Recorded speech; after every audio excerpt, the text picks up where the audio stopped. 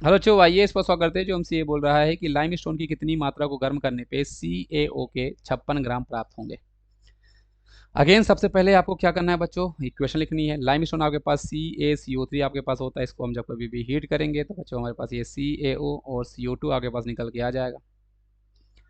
अब स्टोइचोमेट्री लगाओगे बच्चों तो एक मोल आपके पास बच्चों हमारे पास जो CaCO3 है वो हमें एक मोल, देखो आप स्टोइचोमेट्री में सब किसी को मत आपस में रिलेट किया करो, जिसको चाहिए जो चाहिए। देखो उसने हमसे लाइमस्टोन की कितनी मात्रा को गर्म करें कि ये मिले, तो हमें लाइमस्टोन मतलब CaCO3 और CO इन्हीं दो के बीच में स्टोइचोमेट्री लगानी है। तो एक मोल आपके पास एक मोल CaCO3 आपको एक मोल CO देता है।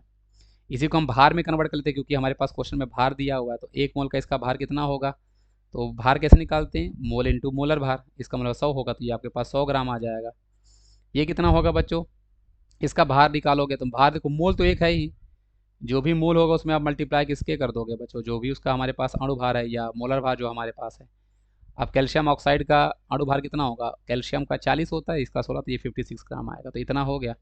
अब उसने क्वेश्चन बोला कि मुझे CaO कितना चाहिए, 56 बनाना है। तो 56 ये केजी है बच्चों, तो इंटू 10 पावर 3 कर दो।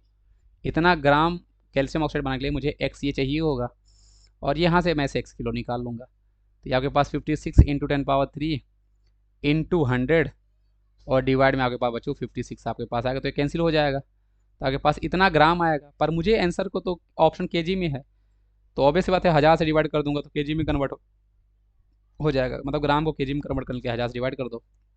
ये 10 पावर 3 वैसे भी कैंसिल हो जाएगा, आपके पास 100 रहा आएगा, तो 100 kg मेरे पास क्वेश्चन का आपके पास सही जवाब हो जाएगा, जो कि आपके पास डी था। आई होप आपको ये चीज़ समझ में आएगी बच्चों। अच्छा क्वेश्चन था, है ना, डायरेक्टली फॉर्मुला बेस है स्टोइचोमेट्री। आई होप समझ में आ रही है बच्चों।